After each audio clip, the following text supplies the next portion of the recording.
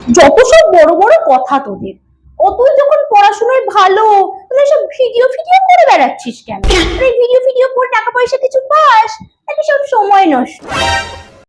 Aunty, প্রথম কথা, তোমাকে কে বললো যারা পড়াশোনায় ভালো হয় তারা সরকারি চাকরি করবে, অন্য কিছুই করতে পারবে না? এটা 2025। তোমার এই জঘন্য ভাবনাগুলো থেকে না এবার একটু বেরিয়ে এসো। আর হ্যাঁ, সরকারি চাকরি পেতে গেলে যেমন বছরের পর বছর মানুষকে পরিশ্রম করতে হয়, ঠিক একজন কন্টেন্ট ক্রিয়েটার হওয়ার জন্য যথেষ্ট পরিশ্রম করতে হয়। বুঝেছো? অত শত বুঝি না বাপু। তা তোর ওই বিএ পাশ করেছিস, গ্রাজুয়েশনের রেজাল্ট খান বেরিয়েছে? হ্যাঁ গো, দেয়নি, দেবে কদিন পর। দিলে অবশ্যই জানাবো ফোন করে।